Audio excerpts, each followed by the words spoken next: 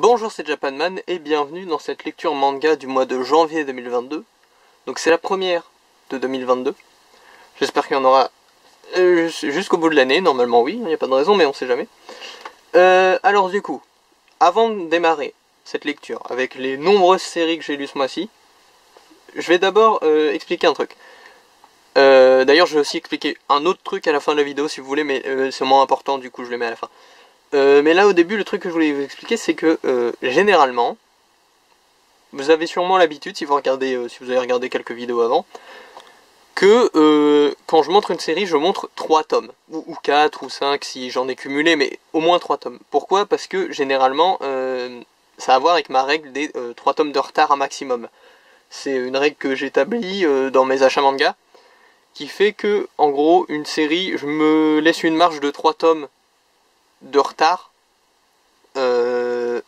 avant de considérer que c'est vraiment un retard quoi, vous voyez, avant de considérer que je suis plus à jour. Le truc du coup c'est que je faisais ça pourquoi? Parce que comme j'ai beaucoup de séries à la fois, je suis beaucoup de séries à la fois, un peu plus d'une cinquantaine, j'ai compté il y a pas longtemps, donc un peu plus d'une cinquantaine de séries en même temps, vous vous doutez que c'est un peu compliqué de pouvoir jongler avec tout. Donc pour me laisser le plus de marge possible, j'attends le dernier moment, c'est-à-dire quand il y a 3 tomes qui sont sortis, pour acheter les tomes qui me manquent. Et du coup, généralement, c'est pour ça que vous voyez tout le temps 3 tomes, 4 tomes, 5 tomes si j'en ai cumulé avant de les lire, mais voilà, dans les lectures. Le fait est que j'avais une 70aine de mangas de retard avec cette règle. C'est-à-dire que parmi tous les tomes qu'il fallait que je m'achète, donc il y en avait moins de 3 dans chaque série, mais au total ça faisait une 70aine de tomes. Vous voyez vous voyez un peu le gros truc quoi. Et ça fait un sacré paquet de mangas. Et du coup là récemment, en janvier, du coup début janvier, j'ai fait le gros ménage dans ces mangas de retard, jusqu'à arriver à moins de 10 tomes. J'ai moins de 10 tomes de retard là, actuellement, là tout de suite, au moment où je tourne cette vidéo. Et le fait est que du coup, j'ai plus que des séries avec un seul tome de retard. Alors la règle des 3 tomes est toujours valide, hein, je veux dire, si jamais j'arrive à 3 tomes de retard, c'est pas grave. Mais en l'occurrence, je vais essayer d'être malin et de rester sur un tome le plus longtemps possible, parce qu'au final, au fur et à mesure de l'année, je sais que ça va se cumuler, et qu'il y a un moment où je vais forcément réarriver à 2 tomes, à 3 tomes. Mais tout ça pour vous dire que là, vous allez voir un gros paquet de mangas, et le mois d'après, peut-être même encore le mois d'après, qui sont des séries pour la plupart que du coup j'ai acheté, qui étaient dans ma liste de mangas de retard. Donc vous allez voir des nombres de tomes variables, hein, parfois 3, parfois 4, parfois 2, parfois 1. Mais à l'avenir, normalement, au fur et à mesure de l'année, vous ne verrez de plus en plus que des 1 tome. Sauf les cas particuliers, genre les séries que j'ai achetées en intégrale d'un coup, ou ce genre de trucs, mais toutes les séries récentes que je suis activement, vous allez voir de plus en plus un seul tome. Et ça, c'est une bonne nouvelle quand même. Du coup, voilà, donc si d'un coup, pour les 1,5 qui suivaient au fond et qui se seraient demandé, mais pourquoi ils nous montrent de moins en moins 3 tomes alors qu'avant c'était pratiquement systématique, ben là c'est parce que du coup j'ai beaucoup moins de mangas de retard, donc du coup je peux me permettre de les acheter un par un, et par conséquent vous allez voir beaucoup plus de mangas un par un. Est-ce que c'est mieux, est-ce que c'est moins bien? Je suppose que je serai un peu plus dans l'actualité, c'est déjà ça. Après peut-être que j'aurai une vue moins globale, parce que vous allez le voir, ça, je l'ai déjà dit et je pense que je vais le redire aussi dans cette vidéo, parfois ça arrive que je me dise ah, heureusement que j'en ai lu 3 à la fois, ou 2 à la fois, ou 4 à la fois, parce que peut-être au début c'était un peu plus faible, peut-être à la fin c'était un peu plus faible, enfin... Vous voyez, il y a parfois... Les tomes ont parfois ce côté un peu... certains tomes ont ce côté introduction, ou ce côté filler, ou ce côté... Et quand t'en lis plusieurs, t'as une vue un peu plus globale du truc, et t'as apprécié ta lecture au global un peu plus. Mais bon, ça peut varier. Il y a aussi des cas où c'est l'inverse, et où tu te dis ah, j'aurais bien aimé les lire un par un, parce que tous ensemble ça faisait un peu trop. Mais bon, voilà, donc... Ça c'était le blabla pour vous expliquer que... À partir de maintenant, j'ai presque plus de mangas de retard, et je vais essayer de garder ce chiffre le plus bas possible. Et par conséquent, vous allez voir de plus en plus des tomes tout seul. Donc voilà, donc on va commencer avec la première série maintenant. Première série qui n'est autre que Arrête de me chauffer Nagatoro aux éditions Noévé Graphics par Nanashi. Alors, arrête de me chauffer Nagatoro, je vous avais dit, j'avais acheté sur un coup de tête, notamment pour les fameuses cartes Noévé Graphics, entre autres, hein, mais principalement quand même. Donc ça c'est celles qui correspondent à ces tomes-ci. Donc je vais les poser là, hop. Oui, donc j'avais commencé cette série grâce au marketing, un peu par curiosité aussi bien sûr, mais grâce au marketing très malin de Noévé Graphics.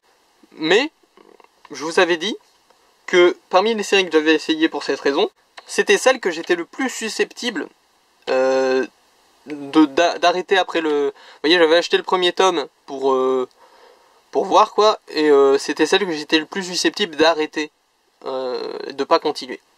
Parce que bah, j'avais pas le budget, etc. Enfin, j'étais pas sûr, je veux dire, d'avoir le budget, etc. Donc, bon voilà, je me suis dit, si j'en arrête une parmi celles que j'ai achetées sur un coup de tête de Noévé Graphics, ce sera celle-ci. Pourquoi? Parce qu'il y avait un côté beaucoup plus tranche de vie, beaucoup plus... vous voyez, j'aurais pas été traumatisé, on va dire, de pas connaître la suite de l'histoire, étant donné qu'il n'y a pas vraiment de... Vous voyez, il n'y a pas de fil rouge incroyable, il n'y a pas de twist, il n'y a pas de scénario, de truc, oh qu'est-ce qui va se passer après? C'est une petite romance innocente, sympathique, en mode tranche de vie, donc il n'y allait pas avoir de gros enjeux qui me feraient dire, oh non, pourquoi je n'ai pas acheté la suite, il faut que je le sache. Là en l'occurrence c'est plus un petit plaisir qui se ressent directement à la lecture, vous voyez, il n'y a pas trop d'anticipation, il n'y a pas trop de... Oh là là. Mais là du coup qu'est-ce que j'ai fait? Bah finalement, je vous ai dit, j'ai fait... je m'étais dit que je me déciderais quand il y aurait les 3 tomes de sortie du coup. Donc les 3 tomes en plus de celui que j'avais, hein, donc jusqu'au tome 4. Et il se trouve que du coup j'ai fait le ménage dans mes mangas de retard avant d'arriver au tome 4, donc du coup, bah voilà, je l'ai pris. Et c'était une lecture très sympa, c'est très léger en fait, j'aime beaucoup. Et en plus, truc sympa c'est que dans le tome 1 j'avais dit un truc, c'était que sans les interchapitres, les petites illustrations interchapitres, parce que vous voyez entre les chapitres il y a une petite illustration qui représente souvent Nagatoro en train de se dire oh là là je suis allé trop loin ce coup-ci, en rougissant. Et en fait je m'étais fait la réflexion, enfin je vous avais même fait la réflexion pour le tome 1, que sans ces petites illustrations interchapitres, c'est pas explicite que Nagatoro elle est pas méchante en fait. C'est-à-dire que dans les chapitres en eux-mêmes, elle était quand même assez mesquine et il n'y avait pas de moment rougissement, de moment oh non, je fais ça parce que je suis amoureuse de lui. Non, il n'y avait pas ce truc-là, vous voyez. Pas explicitement en tout cas. Et du coup, c'était un... Voilà, je me disais, heureusement qu'il y a ces trucs interchapitres parce que sinon, t'aurais vraiment l'impression qu'elle est juste méchante. Et là, en fait, dans le tome 2 et 3, c'est beaucoup plus explicite. C'est-à-dire que... on comprend vraiment que c'est un jeu de... ah, je te taquine parce que je t'aime bien, quoi. Ce qu'on comprenait aussi dans le premier, mais comme j'ai dit, principalement grâce aux interchapitres. Alors que là, tu le sens dans l'histoire, tu le sens dans ses réactions, tu le sens dans... Voilà, t'as même les amis de Nagatoro, pour tout dire, qui, elles, taquinent genre vraiment un petit peu méchamment le héros, et du coup, tu vois bien la différence, quoi. Donc voilà. Très très cool, je suis content d'avoir continué. C'est une petite lecture légère qui est vraiment sympa. Ça se lit vraiment tout seul. Genre, je crois que j'étais un peu fatigué le soir où j'ai lu, et j'ai quand même lu les 2 tomes. Donc très très très très cool, franchement. Par contre, pour les cartes. Alors les cartes sont cool, hein. Mais il y avait un truc avec le tome 2, et je crois que c'est aussi le cas avec le tome 3, mais je suis pas sûr. Il y avait une collector. La collector contenait genre un petit... une sorte de petit livret dans lequel il y a des histoires bonus ou un truc comme ça, et une carte qui n'est pas les mêmes, qui ne sont pas les mêmes que les cartes standards. Et moi, déjà en fait, à vrai dire, le truc de Noévé Graphics de mettre des cartes dans leur manga, je trouvais ça super cool. J'avais même dans ma tête, j'étais même en mode ah, il me faudrait peut-être toute la collection, si j'ai cette série là, cette série là, cette série là, cette série là, et bah j'aurais tout. Mais c'est devenu assez vite utopiste comme idée. Vous voyez, j'allais pas acheter tous les mangas Noévé Graphics, même ceux qui m'intéressent moins, surtout qu'ils en sortent de plus en plus, juste pour avoir les cartes. Donc ça devenait un peu utopique, ce qui était dommage, hein, petite déception, mais en même temps c'était logique, j'aurais dû le voir venir. Sauf que là, avec cette histoire de collector, je trouve ça encore plus dommage, parce que au moins, j'aurais pu me dire, Ouais, mais au moins les collections Nagatoro et Renner Girlfriend, vu que c'est les deux mangas Noé Graphics que je lis, je les aurais entièrement. Sauf que non, parce que du coup, dans la collector du tome 2, il y a une carte différente, qui est numérotée différemment, qui n'a pas la même illustration, etc. Et le truc, c'est que, déjà là, je trouve ça un peu dommage, parce que personnellement, si je mettais toutes mes cartes dans un classeur, il y aurait un trou, parce que j'ai pas acheté la version collector, enfin la version Deluxe, comme ils appellent ça. Mais en plus de ça, petit bémol supplémentaire, c'est que, à la limite, moi qui n'ai pas acheté la collector, que j'ai pas toutes les cartes, bah on pourrait me dire, bah bien fait pour toi, t'avais qu'à acheter la collector. Mais les gens qui ont acheté la collector, ils ont une autre carte. Ils ont pas celle-là. Donc c'est à dire que même les gens qui ont acheté la collector, pour avoir toute la collection de cartes, il faut qu'ils achètent l'édition standard avec. Et l'édition standard avec, qui du coup n'a aucune différence avec l'édition de luxe. Hein. L'édition de luxe, c'est juste en mieux avec un petit livret en bonus. Donc t'as vraiment aucun intérêt, si ce n'est que la collectionnite, de prendre le tome standard si t'as le tome collector. Mais si tu le fais pas, bah t'auras pas la carte. Donc voilà.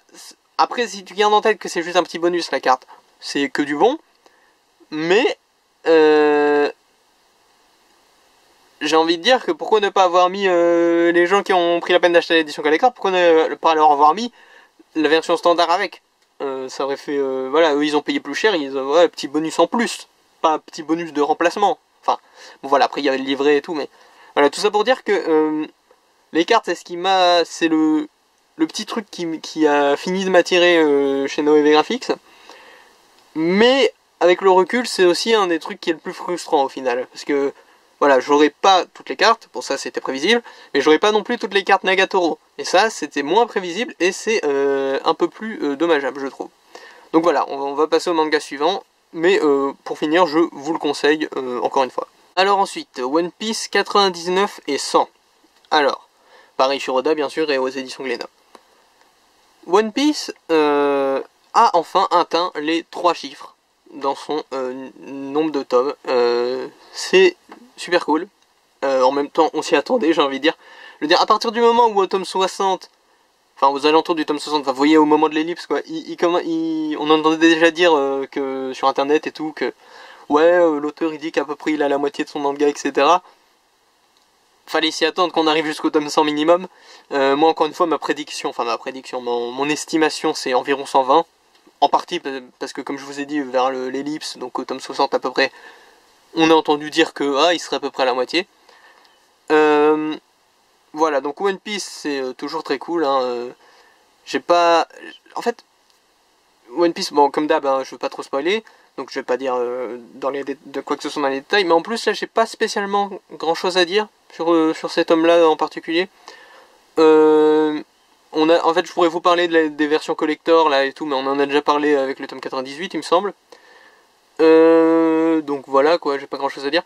Si ce n'est que, d'ailleurs c'est marrant parce qu'il n'y a pas Pandaman caché, vous voyez en dessous de la couverture normalement il y a Pandaman caché quelque part, ou pas caché d'ailleurs, mais il n'y est pas là parce que justement c'est une illustration avec les tomes 99, 100 et 101. Donc 101 qui n'est pas là, hein, il n'est pas encore sorti. Mais du coup il n'y a que Pandaman sur celui-là. Et je trouvais ça intéressant comme... C'est bien qu'ils aient pensé jusque là. Alors vous allez me dire, en fait, ils ont peut-être pas pensé, parce que c'est peut-être une seule illustration qu'ils ont découpée en 3 plutôt que l'inverse. Je pense vraiment que l'auteur, il a fait l'illustration et qu'ensuite ils l'ont découpée en 3.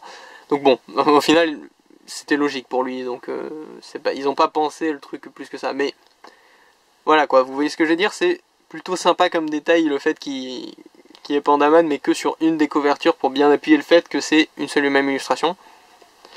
Et d'ailleurs, pour le coup, pour une fois, c'est un peu dommage que... Parce que One Piece, d'habitude, je craque et vous voyez souvent un seul tome. Là, j'ai attendu que le deuxième y sorte, mais j'ai craqué au deuxième.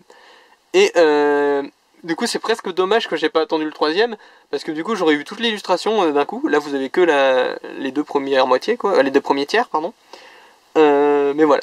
Donc One Piece, encore une fois, j'ai pas énormément de choses à dire, donc je vais pas tergiverser 30 ans parce qu'on a beaucoup de séries à voir.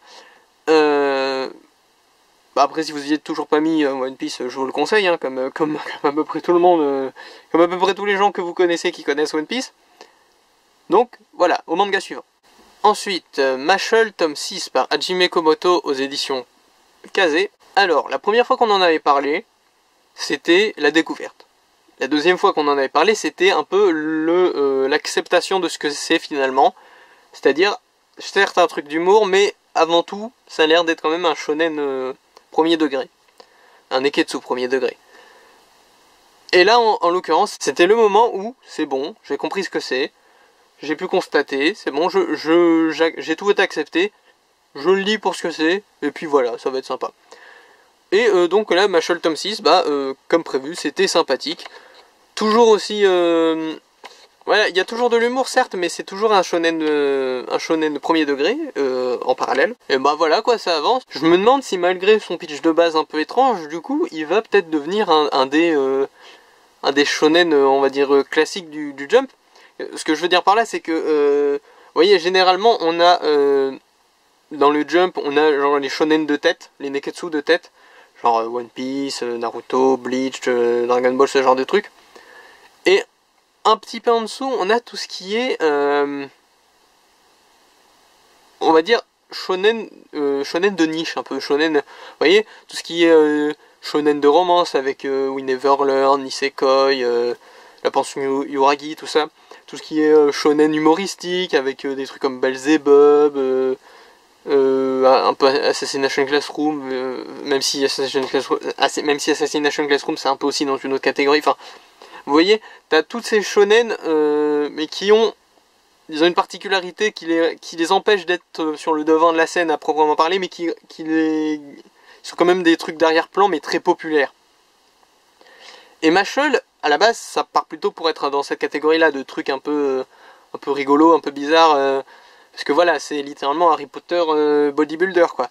Mais, au final, je me demande, est-ce qu'à force d'être un shonen, un neketsu classique sur le fond, au final, malgré cette forme un peu humoristique, est-ce qu'il va pas, au final, si au fur et à mesure du temps, passer dans les shonen de tête et peut-être faire 50-70 tomes comme pourrait le faire un Naruto, un Bleach, etc. Bah alors peut-être pas non plus, peut-être. Mais je veux dire, est-ce qu'il pourrait pas monter assez haut niveau nombre de tomes et passer dans le... Bah alors là, il y a déjà pas mal de shonen en premier plan, hein, pour le Shonen Jump de Neketsu en premier plan. Mais est-ce que, s'il y en a un ou deux qui partent au fil du temps, Mashle pourrait pas s'imposer? Je me le demande. Alors après, dans les faits, ça change pas grand-chose. Hein. Puis c'est vrai qu'il y a déjà beaucoup une image de gag manga. Donc bon. On verra bien ce qu'il en est. Mais dans tous les cas, c'est une petite série sympa. Voilà, une fois que tu as accepté le fait que c'est un neketsu avant d'être un truc humoristique, tout en restant un truc humoristique, bah tu passes un bon moment. Donc voilà, je vous le conseille au final.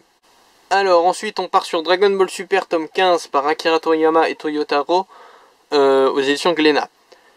Alors c'est la fin de l'arc Moro dans ce tome, donc voilà, à partir du tome 15, on commence un nouvel arc, qui est, donc merci, hein, bien sûr, les gens sur YouTube qui font des reviews Dragon Ball Super, et qui bien sûr mettent la tête des nouveaux personnages, leur nom, tout ce qui se passe dans le titre, de manière à ce que tu te fasses bien spoiler si YouTube te recommande une vidéo parce qu'il sait que t'aimes bien Dragon Ball. Merci à vous, hein, parce que je savais déjà comment s'appelait un des personnages, le personnage principal, j'ai envie de dire, du prochain arc. Je savais déjà à quoi il ressemblait. Je savais déjà plein de trucs, sans le vouloir.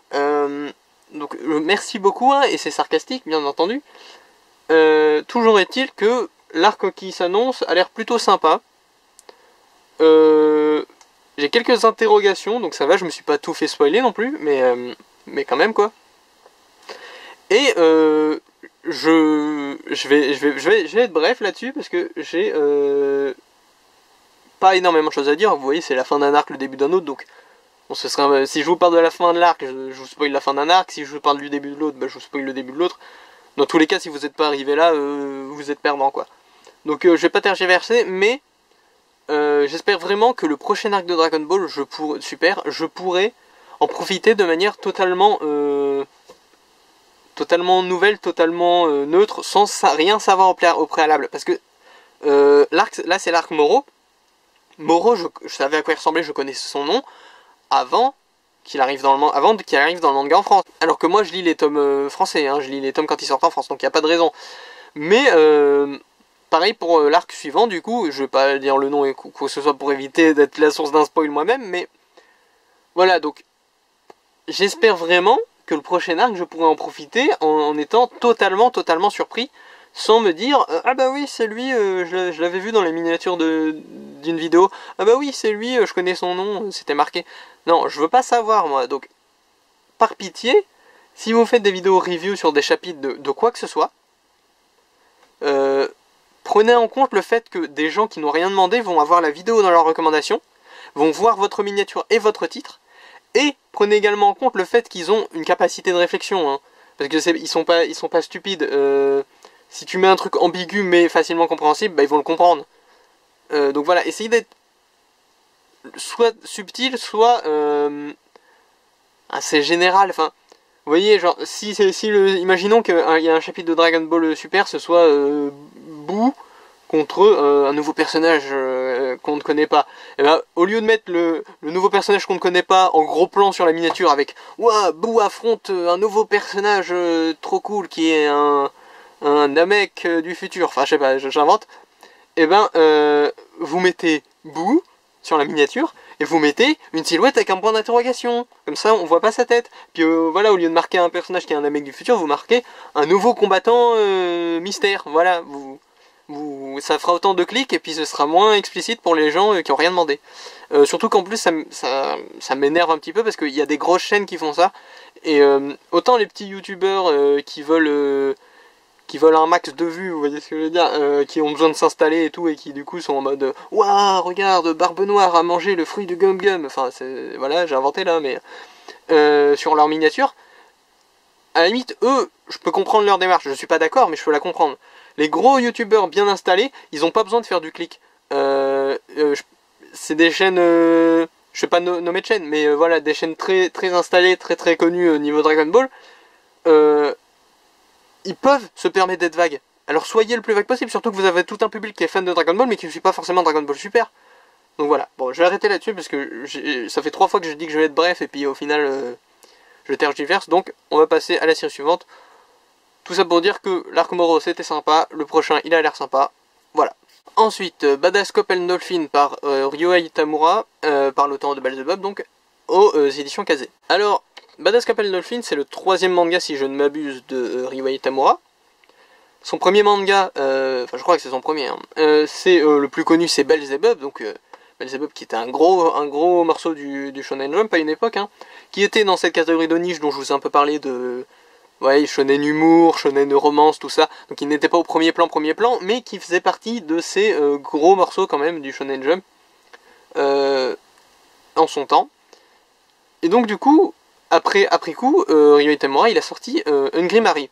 Hungry Mary qui fait 4 ou 5 tomes, je crois. Et quand j'ai vu que ça faisait que... j'ai constaté que ça allait bientôt être fini et que ça faisait que 4 ou 5 tomes, Hungry Mary, pendant que ça paraissait en France. J'étais un peu triste parce que je sais que généralement, surtout pour un auteur comme ça qui a fait une grosse série avant, s'ils arrêtent à aussi peu de tomes, c'est souvent pas un choix de l'auteur, c'est généralement que ça marche pas bien. Et du coup j'étais un peu triste parce que moi j'aime beaucoup Belzebub et Hungry Mary, j'ai trouvé ça sympa aussi. Et donc quand j'ai vu que Badass Cop and Dolphin allait paraître dans le Shonen Jump, donc c'était avant que ça paraisse en France et tout, hein, c'était juste, j'avais vu le truc genre, ouah, nouveau manga de Ryohei Tamura va apparaître dans le Shonen Jump, et que j'avais vu un peu des images, j'avais vu qu'il y avait un petit enfant. Alors le petit enfant on le voit pas, je crois, non on le voit pas sur la couverture malheureusement, est-ce qu'on le voit dans la première page? Non, bon on voit pas le petit enfant, mais le petit enfant, quand je l'ai vu je me suis dit, ah d'accord, j'ai compris. Il retourne un peu aux sources, il retourne un peu à Belzebub dans l'idée, parce que ce qu'il a fait après Belzebub, ça n'a pas super bien marché. En l'occurrence, je pense que j'avais plutôt raison sur cette observation, parce que là, on reprend quand même pas mal d'ingrédients de Belzebub. On reprend le côté personnage principal un peu voyou, un peu violent, le côté, même si c'est un policier en l'occurrence, mais le côté aussi, il y a un petit enfant, comme Belzebub c'est un bébé, bah là il y a un petit enfant. On reprend aussi le côté très... bon ça il y avait aussi dans Hungry Mary, mais le côté très... il se passe des trucs de dingue quoi, des trucs que t'avais pas prévu. On reste dans cette optique là quoi. Mais ça se démarque quand même pas mal de Belzebub. C'est l'histoire, alors sans spoiler, sans entrer dans les détails, parce que on nous révèle vraiment le poteau rose assez tard dans le tome en fait. C'est l'histoire d'un policier sur une île qui, avec un dauphin qui parle et sa fille entre guillemets qui a l'air d'avoir des pouvoirs plus ou moins magiques, vont combattre des créatures marines qui prennent forme humanoïde. Voilà, je reste vague. Comme ça devrait aller. C'est voilà, histoire que vous sachiez un peu de quoi ça parle. Le truc, c'est que on nous dit assez tard dans le manga, en fait, pourquoi ces créatures marines humanoïdes sont là, qu'est-ce que c'est que cette histoire. Et du coup, ça peut être un peu frustrant le début de la lecture. Vraiment, il se passe des trucs random, tu sais pas pourquoi, tu sais pas comment. Et on commence à t'expliquer un petit peu vers la deuxième moitié du tome, je dirais. Mais une fois qu'on t'a expliqué, c'est bon. Mais j'avais eu peur quand même, pendant tout un pan de l'histoire, que ce soit un peu en mode lol random, quoi. Vous voyez, que vraiment il n'y ait pas d'explication. Là, il y a un début d'explication, donc ça va, c'est cool. Malheureusement, cette série-là aussi dure que 4-5 tomes. Donc, parce qu'au Japon c'est déjà fini. Donc j'espère que c'était voulu cette fois-ci. Si c'est pas voulu, bah vraiment dommage pour Ryuhei Itamura. Parce que moi j'aime bien ces mangas, j'aime Belzebub super génial, Grimari c'était cool, et Badass comme Dolphin ça a l'air prometteur. Donc si c'était pas un choix par contre, que ça soit si court, c'est-à-dire qu'il a encore un peu bidé. Et dans ce cas-là, le truc que je verrais bien, moi, ce serait une suite à Belzebub ou un spin-off ou quoi que ce soit. Parce que ça, mine de rien, c'est son deuxième essai de faire un truc un peu différent de Belzebub, même si cette fois-ci il a repris des ingrédients. Et ça a toujours pas pris. Donc est-ce qu'il va pas finir par reprendre carrément la licence Belzebub? Et moi, ça me plairait bien dans un sens, s'il décidait de faire un spin-off ou une suite ou quoi que ce soit. Après, dans l'absolu, si jamais il fait juste des petites séries de 4-5 tomes, du moment que ça le décourage pas, moi ça me va, elles sont sympas ces séries. Donc voilà, dans tous les cas, si vous aimez bien l'humour un peu déjanté, Badass Couple Dolphin, je pense que ça peut vous plaire. Donc vu que c'est un tome 1, ce coup-ci mon conseil a peut-être un peu plus de poids, parce que bon, forcément quand je vous conseille Dragon Ball Super tome 15, bon, si vous n'avez pas lu les 14 autres, je vous le conseille pas trop finalement, mais là en l'occurrence vu que c'est un tome 1, je me dis que et qu'il est assez récent en plus, pour le coup mon avis peut peut-être avoir un poids, donc je vous le conseille, ne serait-ce que pour... Si vous aimez bien Belzebub et Hungry Mary et que vous n'avez pas envie que Ryo Itamura tombe en dépression, ne serait-ce que pour le soutenir, ça pourrait être cool. Mais en tout cas, le manga en lui-même est plutôt sympa pour l'instant. Ensuite, on est sur One Punch Man, tome 22 et 23 par Yusuke Murata et One, aux éditions Kurokawa. One Punch Man, donc toujours très sympathique, bien sûr. On a encore une fois une illustration en plusieurs tomes. Alors je croyais qu'ils avaient arrêté ça, il me semblait qu'ils avaient fait ça aux alentours du tome 20, vous voyez, genre 19, 20, 21 ou un truc comme ça. Et je pensais qu'ils avaient arrêté, mais visiblement, après là on voit un petit bout de quelqu'un qui sera sûrement sur le tome 24, visiblement ils continuent, donc pourquoi pas, c'était sympa. En plus c'est même pas juste des... Vous voyez, c'est sur 2 niveaux.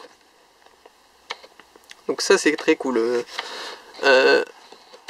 J'aime beaucoup ce truc de manga. Alors c'est pas du tout pratique pour regarder l'illustration, hein, parce qu'il faut monter mais pas trop la jaquette de tous tes tomes et les étaler par terre, quoi, mais ça reste très joli. Donc, bah, pas grand chose à redire si ce n'est que One Punch Man, pour moi, une des grandes forces de One Punch Man, c'est de pouvoir nous faire nous attacher aux persos secondaires, parce que moi je crois que j'ai déjà dit, mais One Punch Man, j'ai commencé à trouver ça vraiment drôle. Vous voyez, avant c'était amusant, mais j'ai trouvé quand même, il y a des moments qui m'ont fait rigoler, quoi, que à partir du moment où on commençait à s'intéresser à tout ce qui est agence des héros, etc., tous les personnages secondaires, Batman et compagnie. Ouais, Batman, j'ai retenu parce que Batman ça m'a vraiment fait rire comme nom en fait. Mais voilà, et c'est là que moi j'ai commencé à trouver ça drôle, parce que le running gag de Saitama qui est méga balèze, mais personne le croit, et puis même lui, il se comporte comme si c'était normal. Et il est blasé.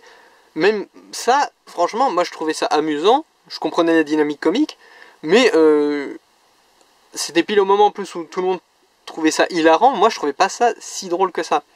C'est c'est cool comme gag et comme personnage, mais tout seul, ça devenait assez vite répétitif. Alors qu'avec tous ces personnages secondaires, etc., et qui certains sont sérieux en plus, hein. Je veux dire, il y a pas mal de combats sérieux dans One Punch Man, bah, c'est plutôt balèze, je trouve, parce que, voilà quoi, c'est pas pour ça qu'on a signé au début, j'ai envie de dire, je sais pas vous, mais moi quand j'ai acheté le tome 1 de One Punch Man, c'était surtout pour lire One Punch Man. Je me suis pas dit, va y avoir des tomes entiers où c'est juste des autres persos qui font des combats super classe. Et ben au final si, et c'est totalement réussi, moi je suis pris. Même dans ces tomes là, pour tout vous dire, il y a des persos, au tout début du tome, je les vois dans les résumés des personnages, vous voyez, et je suis en mode, oh, ils vont quand même pas passer trop longtemps avec ceux-là, c'est un peu des... C'est un peu des persos secondaires ceux-là, j'ai pas envie de les suivre quoi. Puis au final tu les suis et puis t'es embarqué dedans. Donc ça, je trouve ça vraiment cool. Et One Punch Man, ça part vraiment loin, ça c'est cool. Et ça hésite pas à tester des trucs quoi. Après, je me fais la réflexion que si ça avait été un animé, disons, plus cohésif, ça aurait pu être vraiment cool. Parce que là, il y a 2 saisons qui sont faites par 2 studios différents il me semble. J'ai vu que la première, mais bon. Et en plus, là, il n'y a pas l'air d'avoir de saison 3 de prévu, alors que c'était le Maxi Buzz One Punch Man. Je comprends pas pourquoi ils ont pas fait 15 saisons directes, mais bon. Donc voilà, c'est un peu dommage parce que je me dis que cette histoire-là en animé fleuve, ou peut-être même pas fleuve, mais vous voyez, un truc un peu plus soutenu, ça pourrait être vraiment très très très sympa à suivre. Bon, en l'occurrence, j'ai dit le manga, donc je ne suivrai pas l'animé, mais bon. Ça reste quand même très sympa comme histoire avec beaucoup de personnages hauts en couleur. Donc voilà. Ensuite, Dr Stone, tome 16, 17, 18 et 19 par Richiro Inagaki pour le scénario et Boichi pour le dessin aux éditions Glénat. Donc qu'est-ce que j'ai à en dire, bah déjà c'était 4 tomes d'un coup, donc c'était plutôt... il se passait pas mal de choses. Et on finit en gros l'arc que je vais appeler, pour pas spoiler, l'arc de la pierre, on va dire. Voilà, c'est assez vague, dans Dr Stone. Mais vous voyez duquel je parle, je pense. Ou l'arc de l'île, on va l'appeler l'arc de l'île. Vous voyez peut-être encore mieux de quoi je parle, parce que la pierre, c'est vrai qu'il y en a beaucoup dans Dr Stone. L'arc de l'île. Et on commence l'arc de la planète. Voilà, c'est un peu... C'est assez vague pour que ça spoil pas. Et donc, il y a des développements assez intéressants dans ces tomes-ci. Même si j'aurais la réflexion à faire que dans Dr Stone, pour l'instant, je trouve qu'on a enchaîné beaucoup d'arcs de guerre. C'est-à-dire que l'arc juste avant, celui qui se termine dans le tome 16, ou dans le tome 10, non, il se termine dans le tome 16. L'arc juste avant de celui qui se termine dans le tome 16, c'était déjà une guerre. Celui qui se termine dans le tome 16, c'est aussi une guerre. Et celui qui se termine dans le tome 19, à peu près, c'est également une guerre. Après, c'est des guerres différentes contre des adversaires qui ont des caractéristiques différentes, c'est sûr. Et à chaque fois, c'est de plus en plus grande échelle, avec des technologies de plus en plus avancées, etc. D'accord. Mais si tous les arcs c'est la guerre, ça va être un peu répétitif, je pense, à force. Là, ça va encore, mais bon, voilà. Donc Dr Stone, j'ai pas énormément de choses à dire, hein. Encore une fois, ça fait... Là, depuis le début, à part Badass Captain Dolphin et Nagatoro, c'est que des séries que je continue, que j'apprécie, dont on a déjà parlé de nombreuses fois, etc. Donc, forcément, vous voyez, j'ai un peu du mal à trouver des choses intéressantes à dire, je brasse un peu de l'air de temps en temps, mais je pense quand même aux gens qui connaissent pas, je vous le conseille encore une fois. Voilà, je conseille à chaque fois comme d'habitude, hein, mais bon. Dr Stone, c'est vraiment très très cool, et c'est pas pour rien que ça marche aussi bien. N'empêche, on est déjà au tome 19. Ce qui est, mine de rien, le tome 20, c'est un cap, hein, je crois, pour les mangas du Shonen Jump. Enfin, pas officiel, mais généralement, parce que quand on regarde des séries comme Assassination Classroom, par exemple, ça finit vers le tome 20, la vingtaine de tomes à peu près. Il me semble que c'est à peu près la même chose pour The Promised Neverland, même si moi j'ai lu que le tome 1. Voilà, c'est sûrement ces séries, pareil, encore une fois, Dr Stone, c'est, comme je vous ai dit, le Shonen Jump, il y a vraiment des séries de premier plan, et les séries un peu d'arrière-plan, mais parce qu'elles sont un peu de niche. Et bah, Dr Stone, c'est un peu de niche aussi. C'est le truc de... là, ce serait plutôt le shonen scientifique. Donc c'est une niche un peu encore plus spécifique qu'on n'a pas vu beaucoup, mais Voilà, ça reste un truc d'arrière-plan, c'est pas c'est pas Jujutsu Kaisen ou Kimetsu no Yaiba ou ce genre de truc, vous voyez. Donc, est-ce que on est proche de la fin? J'ai pas l'impression, en suivant ce qui se passe dans le manga, hein. Moi je pense qu'on en a au moins, grand minimum, hein. Là c'est en étant un peu pessimiste, jusqu'au tome 25. Donc Dr Stone, je tablerai minimum vers une 30aine de tomes. C'est en étant réaliste. Je dirais une 30aine de tomes. Si on est un peu rêveur, on peut peut-être imaginer vers les 40. Mais on va dire, on est réaliste, on va dire qu'il faut environ 5 tomes pour qu'ils finissent l'arc de la planète, comme je lui ai improvisé un nom. Et faudrait 5 tomes de plus pour qu'ils finissent l'arc... Ah, celui-là, je veux vraiment pas vous le spoiler. L'arc du grand méchant. On va appeler ça comme ça. Je vais pas vous dire... J'allais dire où ça se passerait, mais je vais pas le dire. Ensuite, petit truc vite fait, parce que là, bon voilà, je vous ai parlé de Dr Stone. Mais petit truc que je vais placer vite fait avant d'arrêter sur cette série-là, c'est que... à un moment, dans le tome... je sais plus si c'est le 16 ou le 17... dans mon tome spécifiquement, alors c'est peut-être le cas sur beaucoup d'impressions de ces tomes, vous me le direz si vous les avez, comme ça je pourrais savoir, mais personnellement, j'ai des pages où les lettres CI qui se suivent sont remplacées par genre un A tréma ou un truc comme ça, ou un I tréma, enfin je sais plus, mais par une lettre bizarroïde quoi. Et du coup, vraiment, en plus, j'ai découvert ça sur la même page. En fait, sur la même page, il disait 40 fois le mot science, quoi, si vous voulez. Et du coup, à chaque fois qu'il le disait, il disait ça en remplaçant le CI de science par on va dire un tréma. Je sais plus si c'était cette lettre-là, mais... Et du coup, moi, au début, je croyais que c'était une blague que j'avais pas compris. J'étais vraiment là devant. Mais attendez, pourquoi il prononce mal tous les mots? C'est un gag? Je comprends pas. Puis à la fin, je me suis rendu compte que c'était tout le temps les deux mêmes lettres. Et c'est réarrivé plus tard dans le tome. Donc voilà, si vous aussi vous avez un tome de Dr Stone où les CI sont remplacés par autre chose, n'hésitez pas à vous manifester parce que je suis curieux là-dessus.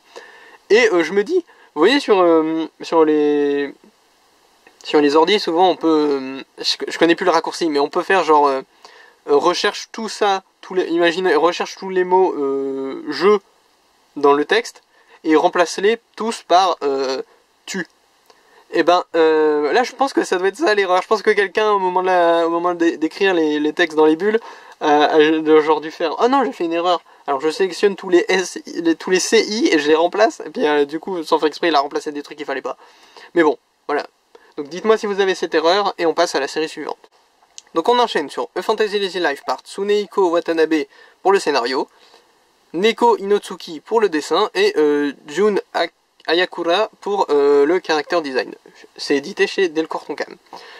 Alors, Fantasy Lazy Life, c'est un peu particulier parce que récemment, ça avait repris sur des rails que ça avait presque quitté immédiatement.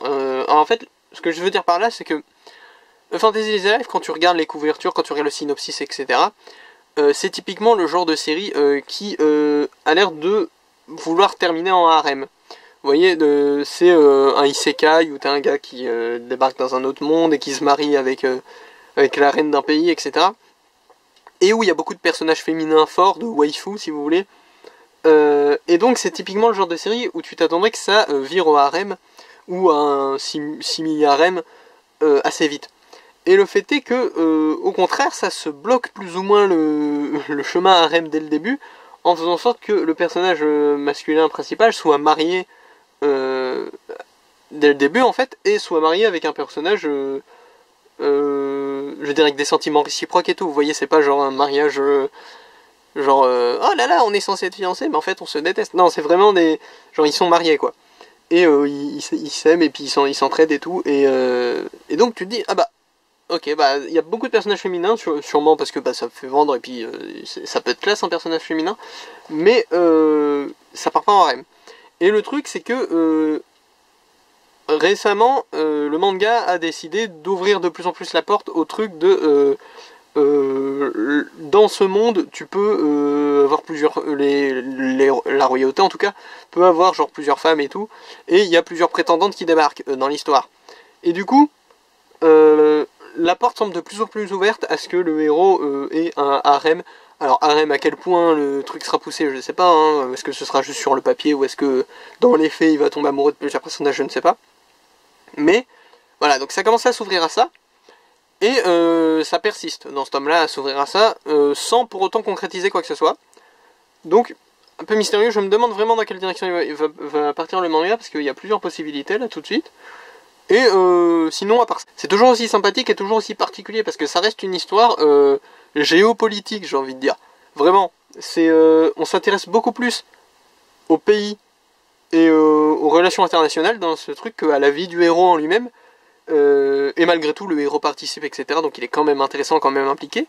Mais c'est vraiment un petit, j'allais dire un ovni, ouais, on peut dire ça. Bon, c'est une expression qui veut un peu tout et rien dire, mais vous voyez, il y a cette particularité. Je n'ai pas d'autres mangas en tête qui auraient cette patte qu'a Fantasy is Life.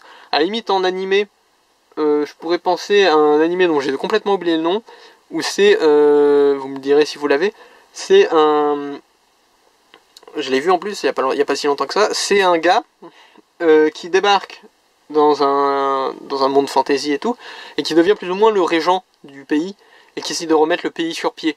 Donc en faisant un peu de la politique, des trucs, des émissions de cuisine pour apprendre aux gens à cuisiner sans trop dépenser, pour que le pays soit pas dans la famine, etc. Enfin, voilà, il y a un peu un délire comme ça, mais là encore c'est moins fantaisiste, Fantasy is Life, contrairement à ce que le nom peut laisser penser, parce que là il n'y a pas de truc de oh, on va faire une émission de cuisine, c'est vraiment de la politique. Bon, ça reste léger, ça reste pour le fun, ça reste tout ça, mais ça reste quand même relativement terre à terre comme manga. Et ça c'est plutôt intéressant. Donc voilà, Fantasy is Life, vraiment si vous êtes passé à côté, étant donné qu'il n'y a pas d'animé ou quoi que ce soit, même si vous aimez les isekai et tout, vous avez pu passer à côté. Si vous voulez un truc qui change un peu, qui est un peu plus sérieux, mais tout en restant léger, je vous le conseille chaudement. Ensuite, j'ai été au Paradise Lost par Toru Fujisawa, tome 13 et 14, pardon, aux éditions Pika. Alors, là, GTO Paradise Lost, à mon avis, ça s'approche de sa fin. Pourquoi je dis ça? Parce que au tout début, on nous montre que Onizuka est en prison, et le gros du manga, c'est un flashback. Le truc, c'est que la prison, au début, on n'entendait pas beaucoup parler. Vous voyez, on revenait pas beaucoup au présent pour voir ce que faisait Onizuka. Et là, on voit de plus en plus de moments dans la prison, donc, comme en témoigne très bien cette jaquette du tome 13. Et en plus de ça, j'ai l'impression que l'histoire commence de plus en plus l'histoire en flashback commence de plus en plus à se rapprocher également de trucs très dangereux qui pourraient mettre Onizuka en prison. Donc, je pense que le manga va pas durer encore des milliers de tomes, quoi. Je sais pas sur quoi je tablerai, peut-être une vingtaine. Ça me paraît correct, une vingtaine pour terminer l'histoire. Sachant qu'on n'est pas non plus, je veux dire, dans la prison, on n'est pas encore, je veux dire, il s'est pas évadé ou quoi que ce soit, on n'a pas l'air d'être proche de la fin tant que ça. Et même dans les flashbacks, on n'est pas encore, je veux dire, il est pas devant la prison, quoi, dans les flashbacks, hein, Onizuka. Il y a encore, faut encore qu'il se passe tout ce qui risque de se passer dans le prochain arc pour que il y ait des chances qu'il finisse en prison à cet arc-là, quoi. Donc, bah, très sympa, GTO, voilà, hein. Encore une fois, le seul truc que j'ai reproché à GTO Paradise Lost, moi, c'est de faire un peu table rase des persos des anciens GTO, sauf pour des caméos ou des trucs comme ça. Parce qu'on voit, il y a des persos de GTO tout court qui débarquent à un moment. Mais vraiment, ils débarquent en mode bonjour, on est les caméos et on est utile à l'intrigue. Hop, on a fait notre utilité, à plus. Ce qui est pas mal, mais voilà, encore une fois, je vais peut-être pas rentrer dans les détails parce que j'ai déjà dit plein de fois, mais pour être rapide, en gros, dans GTO, Paradise Lost, je trouve qu'ils font un peu table rase de tous les persos sauf Onizuka et le directeur qui fait des têtes bizarres, là j'ai oublié son nom. Et la directrice aussi. Mais voilà, ils font un peu table rase de tous les personnages, tous les élèves, tous les profs avec qui Onizuka avait des liens avant. De manière un peu trop facile d'après moi. Même si pour les élèves c'est logique, mais... Bon voilà, je vais pas entrer dans les détails, encore une fois, c'est un truc dont j'ai déjà parlé plusieurs fois, mais... Voilà, c'est le seul truc que j'aurais reproché personnellement, et encore c'est un petit reproche, hein, ça n'enlève rien à l'histoire en elle-même, quoi. C'est plus si tu regardes au global, GTO, ah là là, c'est un peu dommage quand même qu'il se débarrasse si facilement de ceci, de cela.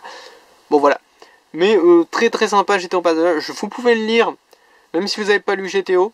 Le Le seul truc qu'il faut que vous sachiez en gros, c'est que Onizuka c'est un prof, un ancien biker, un ancien lobard, qui est devenu prof, et qu'il a des méthodes un peu fofolles, un peu hors normes. Et voilà, c'est tout ce que vous avez besoin de savoir, et vous pouvez lire Paradise Lost sans aucune difficulté. Après, si vous avez lu GTO avant, et même les autres spin-offs de GTO avant, c'est toujours mieux, parce que du coup, vous aurez tout le contexte, et vous aurez le début, et même Young GTO, d'ailleurs, je vous conseille de le lire. J'ai lu que le chapitre 1. Je crois les deux premiers chapitres, il me semble que j'ai déjà lu, moi, de GTO, Young GTO. Mais ça avait l'air super cool, donc encore une fois, il faudrait que je me le lise un jour. Mais bon, donc en gros, GTO Paradise Lost, je vous conseille, même si vous n'avez pas lu GTO, mais je vous conseille de lire tous les trucs GTO d'avant, ça en sera que mieux. Ensuite, Beastars tome 20 par Paru Itagaki aux éditions Kiyun.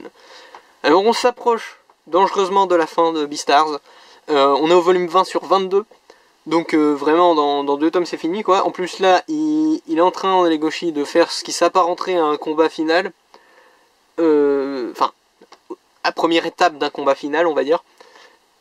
Et bah voilà quoi, hein. On s'approche de la fin. J'espère que le dénouement sera sympathique. Parce que bon, mine de rien, il arrive quand même beaucoup de tuiles à Legoshi au fil de sa scolarité, au fil de sa vie. Donc ce serait bien qu'à la fin, il est vraiment genre, on ait vraiment le bon épilogue bien cool, qui nous fasse dire, ah c'est mignon quand même, oh, c'est cool, j'aime bien. Hein. Il a une vie heureuse, c'est cool, c'est super. J'ai pas envie que genre à la fin, quoique, en vrai, une fin triste pour Beastars, ce serait un peu, on serait un peu triste quoi. Mais est-ce que il n'y a pas moyen que ce soit quand même dans le thème au final? Vous voyez, une conclusion un peu pessimiste, un peu où genre à la fin les Washi gagnent mais ils mangent le lapin quand même. Un truc comme ça. Ça pourrait, je trouve que ce serait dans le thème aussi. Alors j'ai pas envie, surtout qu'ensuite il y a Beast Complex, d'ailleurs j'ai le tome 1 mais j'attends d'avoir fini Beastars au cas où on sait jamais, des fois qu'il y a un mini spoil qui se glisse quelque part dans Beast Complex. Mais ouais, Beast Complex, c'est une sorte d'anthologie qui se passe dans le monde de Beastars, avec donc des histoires en vrac quoi. Et je me dis que, quitte à avoir des histoires qui finissent mal, je préfère que ce soit dans Beast Complex plutôt que dans Beastars. Parce que Beastars, on s'y est attaché au personnage quand même. Alors que Beast Complex, en vrai, tu fais une histoire, je sais pas si, j'ai pas lu du coup, je sais pas si dans Beast Complex c'est en un tome ou un chapitre qu'elles durent les histoires. Mais en vrai de vrai, Beast Complex c'est l'endroit idéal pour faire des histoires qui finissent mal. Donc finalement, faites une fin joyeuse pour Beastars, s'il vous plaît. Alors je parle au pluriel alors qu'il y a un seul auteur, et en plus je parle à un auteur qui parle japonais en français, et en plus je parle à un auteur qui a déjà fini son manga en lui demandant de faire une fin heureuse. Ça n'a aucun sens. Bon, du coup, Beastars, je vous le conseille vraiment. C'est un truc que j'ai commencé pas sur un coup de tête mais presque, et franchement je regrette rien. C'était vraiment cool, et ça va rester cool j'espère pendant les 2 tomes qui vont suivre. On enchaîne donc sur Angels of Death, tome 5, par Kudan Naduka et Makoto Sanada, chez Manabooks. Donc, Angels of Death, c'est toujours l'adaptation d'un jeu RPG Maker, c'est toujours un manga qui a un animé plutôt cool, et que j'ai vu. Et donc là, dans ce tome 5, c'est assez sympa, parce que plus ou moins la moitié du tome 5, c'est un flashback inédit du passé d'un des méchants. Donc ça c'est plutôt cool. Franchement j'apprécie le côté inédit. Parce que moi qui ai déjà vu l'animé, du coup, tout ce qui est nouveau, c'est ça qui m'intéresse quoi. Et le fait qu'il y ait pas mal de nouveautés dans le manga par rapport à l'animé, c'est ce qui fait que en plus d'être sympa de revivre un peu l'histoire, j'ai des petits bonus, des petits bonbons de nouveautés régulièrement dans ce manga, et c'est tout bénef quoi. Et du coup, j'ai vu en plus dans la postface, il me semble que l'animé, au moment où ce manga a été publié, allait commencer. Donc ça veut dire que ce manga précède l'animé. Et ce qui le rend, et ça le rend d'autant plus méritant, je trouve, parce que généralement, ce genre de manga adapté de jeux vidéo, quand il y a un animé, c'est plutôt l'animé qui est fait en priorité et le manga qui est fait comme une sorte de produit dérivé. Et là, en l'occurrence, le fait qu'il y ait eu le manga avant l'animé, ça donne d'autant plus de mérite au manga, quoi, parce que c'est pas juste un décalcage de ce qui se passe dans l'animé, c'est vraiment, ils ont fait le manga en se basant sur le jeu, et après ils ont fait l'animé, sans doute en se basant un petit peu sur le manga. Donc, ce manga mérite tout notre respect, bon, comme tous les mangas, hein, mais celui-là a vraiment du mérite, et si vous aimez bien tout ce qui est un peu horreur, mais sans être pour autant trop désespérant, tout en restant quand même désespérant, hein, vous faites pas trop d'espoir, mais vous voyez, ça reste, y a du positif quand même, c'est pas juste de l'horreur où tout le long ils essayent de te rendre fou, quoi. Angels of Death, c'est vraiment une série sympa et les personnages sont très attachants. Alors, on poursuit avec les tomes 10, 11 et 12 de Bakemonogatari, par Nishiyojin pour la version originale et O'Great pour le dessin et le character design par Vofan. Du coup, qu'est-ce qu'on peut en dire de ces tomes-ci? Eh ben, c'est assez spécial, parce que, en l'occurrence, on est sur des tomes qui sortent un peu du carcan ordinaire. Alors, ce qui est normal, vu qu'on est passé dans Kizumonogatari, donc je suppose que c'est pour ça que ça change un peu de la formule habituelle. Parce que dans ces tomes-ci, en gros, d'ailleurs, je suis content de les avoir lus tous les 3 d'affilée, parce que, au moins, ça fait passer cette étape-là d'un coup. Là, on est sur un truc où le héros va devoir combattre 4 chasseurs de vampires. Pour protéger et pour retrouver les parties du corps de Kishshot, Acerola, je sais plus quoi, avec son nom compliqué là, la vampirette aux cheveux blonds. Et du coup, on est sur une formule qui change d'habitude, parce que d'habitude, le truc c'est plus ou moins trouver une énigme philosophique pour faire en sorte que la waifu du jour ne soit pas possédée par une chimère qui est une sorte d'esprit qui souvent ressemble à un animal et qui lui fait des problèmes, quoi. Et là, en l'occurrence, c'est, comme j'ai dit, le héros qui va devoir combattre 3 chasseurs de vampires, chacun leur tour. Et bah ça change. Est-ce que c'est bien, est-ce que c'est pas bien que ça change? Dans le grand ordre de la chose, c'est sans doute bien, parce que du coup, ça fait un peu de diversité dans les lectures, mais je vous avoue que moi, comme j'avais pas lu de, comme vous voyez, j'avais attendu longtemps avant de m'acheter les tomes, j'avais pas lu de Bakemonogatari depuis longtemps. Du coup, au tout début, j'étais peut-être un peu déçu que ça suive pas la formule habituelle. Mais, franchement, très content, ça prouve que l'auteur est capable de traiter un peu toutes les parties, j'espère, parce que moi, je découvre Bakemonogatari uniquement via le manga. Et pour l'instant, je suis très content de ce que j'ai découvert, donc le dessin est toujours aussi cool. Franchement, Bakemonogatari, si vous voulez découvrir, je le dis à chaque fois, mais c'est parce que c'est la solution miracle, vraiment. Lisez le manga. Pas besoin de vous embêter avec les chronologies des animés et tout. Lisez le manga. Si vous avez envie de passer sur l'anime ensuite, vous aurez une base et du coup vous y retrouverez beaucoup mieux dans tout ce qui est chronologie, justement. Donc, Bakemonogatari, c'est le remède miracle. Le manga, j'entends. C'est le remède miracle pour rentrer dans la série. Donc, c'est chez Pika Édition, n'hésitez pas une seule seconde. Alors après quoi, on va aller sur Mushoku Tensei, les aventures de Roxy, tome 7, chez Doki Doki, par Shoko Iwami, d'après l'œuvre de Rojin Magonote, et Shirotaka pour le chara design. Alors, cet arc qui se termine dans ce tome, se termine de manière un peu étrange, je veux dire, c'est une fin un peu ouverte, j'ai l'impression, parce que la résolution, si vous voulez, laisse un personnage sur le carreau un peu. Et c'est un personnage, on s'attendrait à ce qu'il ait une forme de rédemption ou une forme de culpabilité ou que sais-je. Mais il n'en est rien. Donc je pense que c'est une fin un peu ouverte à cet arc qui va embrayer sur un autre arc un peu plus tard ou une continuation de l'arc. Toujours est-il que bon, c'était plutôt intéressant l'arc qui vient de se terminer du coup. Et on enchaîne sur un autre arc qui visait à développer un peu le personnage de la copine de chambre quoi, de Roxy. Et ben, rien à redire, c'est un petit arc sympathique. Mushoku Tensei Roxy, je le dis à chaque fois, mais c'est facile à sous-estimer, mais c'est toujours au moins bien sympathique, au mieux très intéressant. Donc, si vous aimez Mushoku Tensei, n'hésitez vraiment pas. J'ai l'impression d'être un vendeur de manga. À chaque fois, je vous dis, n'hésitez pas, je vous le conseille, achetez-le si ça vous intéresse. Faites ce que vous voulez. Mais voilà, moi je vous le dis, j'aime bien. Mais est-ce que j'aime pas tout? Presque. J'aime presque tout en fait. Donc, En même temps, si je les lis, c'est que j'aime bien. Mais bon, voilà. Mushoku Tensei Roxy, très très cool. Alors, la série qui suit, c'est Monster Musume par Okayado, aux éditions Ototo, volume 14 et 15. Alors, en l'occurrence, c'est des volumes qui, un peu à l'instar de Bakemonogatari, sortent un peu de la formule habituelle.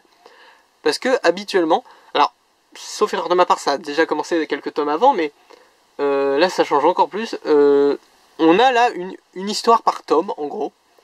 Donc, comme j'ai dit, c'était déjà le cas un peu avant. Mais là, c'est des histoires qui ont la particularité de vouloir nous dépayser d'une manière ou d'une autre. A savoir que dans le 14, le héros se retrouve à travailler dans une ferme, donc une ferme de Monster Girl, hein, pas une ferme normale. Et dans le tome 15, ils vont au pays d'Elamia. Mais ça dure vraiment tout le tome, et voilà. Et le but est un peu de nous dépayser, un peu de nous montrer d'autres parties de cet univers. Et c'est pas plus mal, mais un peu à la manière de Bakemonogatari. Vu que ça faisait longtemps que j'avais pas lu Monster Musume, moi j'aurais bien aimé retrouver du classique, vous voyez, du tranche de vie un peu rigolo. Mais bon, après tout, ça reste sympathique, et puis du tranche de vie un peu rigolo, j'en ai déjà eu dans tous les tomes d'avant, j'ai envie de dire, mais voilà quoi. C'était un peu spécial. Surtout que dans le tome 14, en vrai de vrai, les personnages habituels, tout ce qui est Mia, Santorea, etc., n'ont pas de rôle en fait. Elles ne servent à rien dans ça. Dans le 14. Dans le 14, il n'y a que Rachne qui sert à peine. Enfin, si, elle sert beaucoup dans le scénario, mais je veux dire, elle fait pas grand chose, quoi. On la voit pas beaucoup. Donc, voilà, un peu dépaysant. Au final, c'est sympathique, ça change un peu d'habitude. Donc, voilà, si vous voulez, peut-être que si vous trouviez que Monster Musume, ça devenait un peu la routine, là, il y a du nouveau. Là, ça part un peu dans des délires... dans d'autres contextes, donc voilà, c'est toujours aussi sympathique. On va embrayer sur Platinum End, tome 13 et 14, donc c'est la fin, on est sur la fin de la série, chez Kaze, par Tsugumi Ohba et Takeshi Obata, donc le célèbre duo de Death Note et de Bakuman.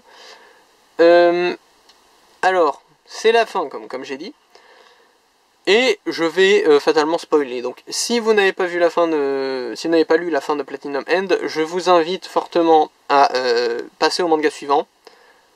Parce que là, je vais pas me gêner, parce que c'est surtout la fin, donc j'ai envie de parler. Alors, en l'occurrence, qu'est-ce qui se passe à la fin? Alors, à la fin,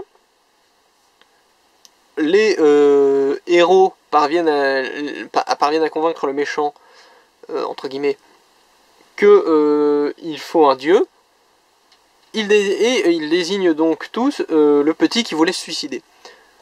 Le petit qui voulait se suicider devient donc Dieu, mais se demande, parce qu'il y a quand même plein de questions, mais qui a créé Dieu, qu'est-ce que c'est que cette histoire, Dieu n'a pas l'air de savoir lui-même, et arrive, donc il aide un peu tous ses amis à vivre, quoi, il gère un peu leur vie, il leur file un petit coup de main, quoi. C'est un dieu gentil du coup, vous voyez. Et il s'interroge et tout. Et le fait est que, même si tous ses amis finissent par avoir une vie sympa, Dieu, il finit par se dire que son existence n'a aucun sens et qu'il veut se suicider. Et du coup, il se suicide. Et ça fait disparaître toute l'humanité. Et les anges. Et là, on voit quoi? On voit qu'en fait, il y a des espèces d'entités qui sont là en mode...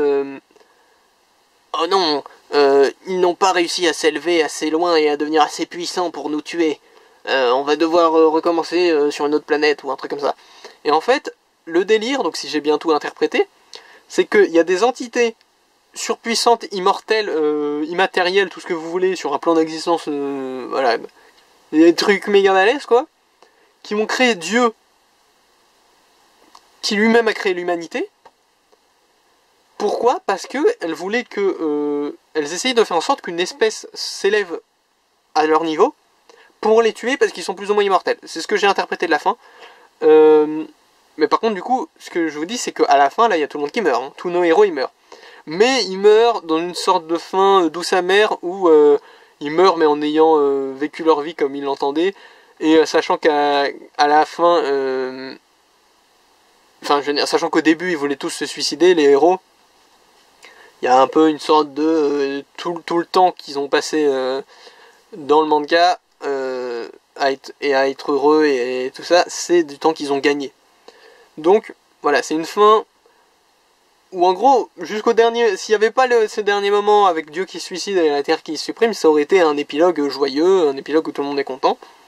Mais ça finit par être un truc où en fait c'est des entités encore plus fortes que Dieu qui l'avaient créé, pour qui nous crée, pour qu'une espèce ou une autre s'élève suffisamment pour tuer ces espèces d'entités.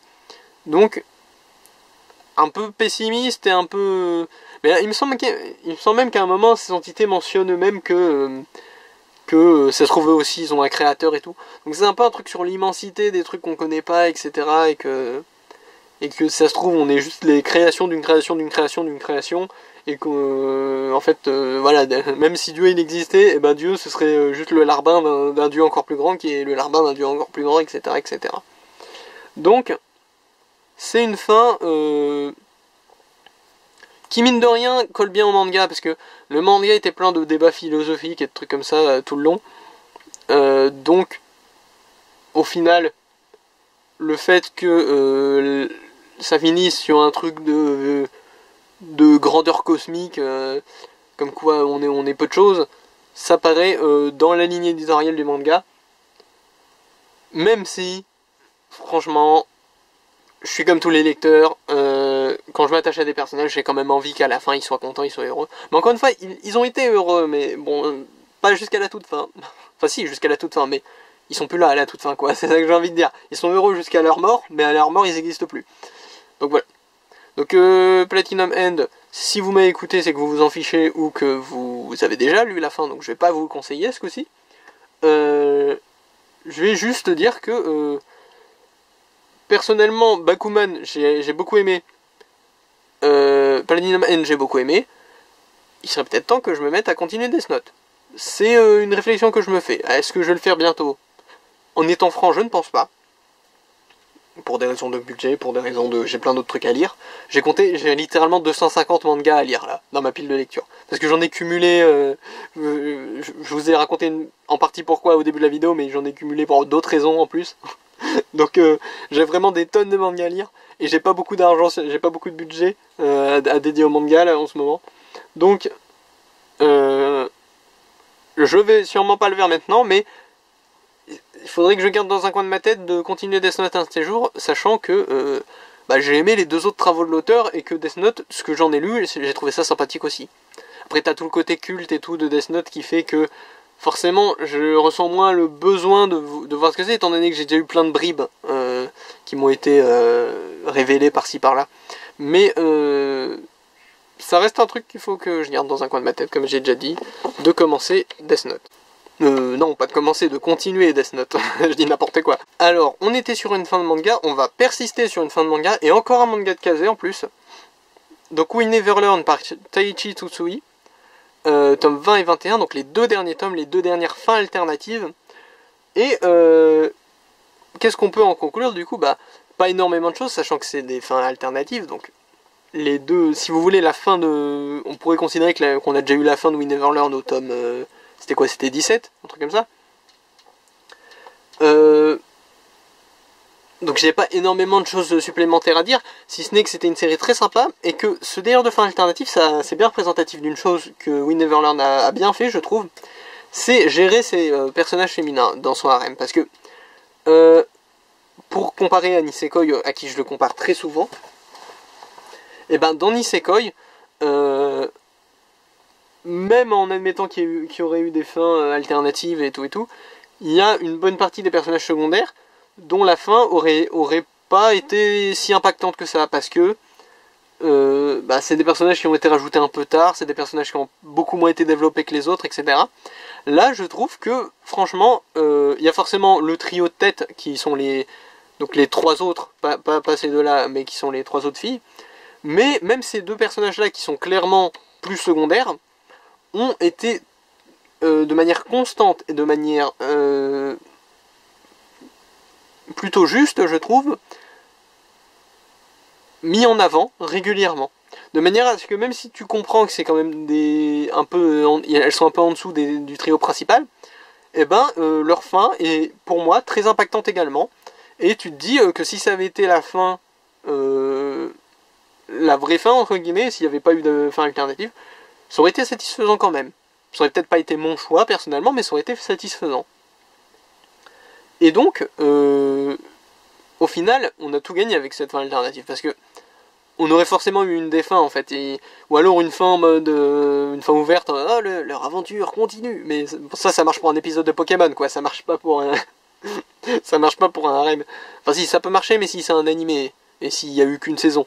Par contre, s'il y a eu tout un manga et tout, bon, forcément il faut une fin, il faut qu'à la fin le héros il finisse avec quelqu'un.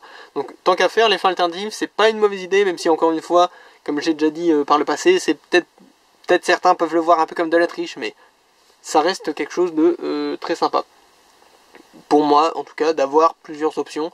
Je suis toujours plutôt favorable à ce que quelque chose existe, plutôt que l'inverse. Moi, vous m'entendrez probablement jamais dire j'espère que ce manga-là, enfin, j'aurais voulu que ce manga-là n'existe pas, j'aurais voulu que ça mérite pas d'exister, machin. Ça, vous m'entendrez jamais le dire, parce que même les trucs que j'aime pas, et en toute franchise, étant donné que je cherche surtout des trucs que j'aime bien, il y en a assez peu des trucs que j'aime pas, au niveau de la fiction.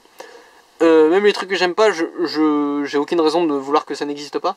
Donc là, en l'occurrence, qu'on me donne plus d'alternatives pour ce que j'aime bien, ça me va tout à fait. Donc voilà, c'est la fin, n'empêche, d'une série qui a pour moi, sur le premier tome, il y avait un petit sticker dans la lignée de Nisekoi. Pour moi, ça a repris le flambeau de manière majestueuse, de manière géniale. Ça a vraiment réussi. S'il fallait voir We Neverland comme le successeur de Nisekoi, ça mérite son titre, je trouve.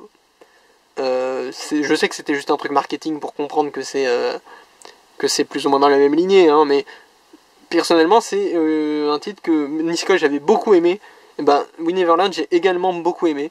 Et voilà, en toute franchise, j'ai déjà caressé l'idée d'un univers partagé entre les deux, parce qu'il y avait 2-3 easter eggs. Si jamais ça s'avère être le cas, je serai client 1000% pour l'univers partagé.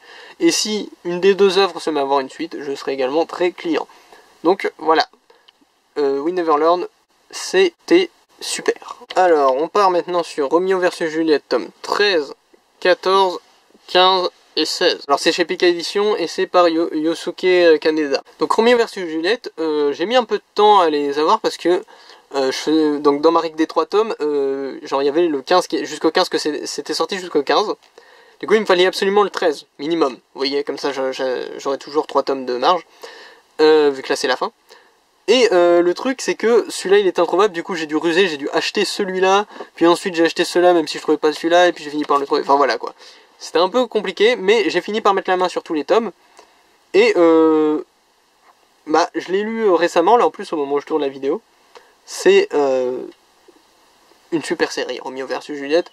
Franchement, à beaucoup d'égards, ça aurait pu ne pas être mon style, mais ça s'avérait très très appréciable. Le truc en plus, c'est que j'ai une sorte un peu de mélancolie vis-à-vis du fait d'avoir fini cette série, parce que c'était une série coup de tête, Romeo vs Juliette. Pas au sens où la série m'a donné un coup de boule, hein, mais au sens où je n'avais pas prévu de l'acheter à l'origine, et je l'avais vu dans les magasins, et je voyais genre le titre Romeo vs Juliette. Et je trouvais ça un peu marrant, un peu marquant comme titre, et ça se voyait au style de la couverture, etc., que c'était une romance dans le style que j'aime bien. Donc dans le style We Never Learn, Nisekoi, etc., vous voyez, ce genre de petite romance sympathique. Mais voilà, le fait que c'était Roméo et Juliette, ça m'emballait pas trop, etc., etc. Et au final, un jour, j'ai craqué. Il y avait genre, à chaque fois qu'il y avait un tome qui sortait, je le voyais dans les rayons. Et j'ai craqué à une époque où il n'y avait pas beaucoup de tomes, il devait y en avoir 4-5, un truc comme ça. Du coup, c'était rattrapable.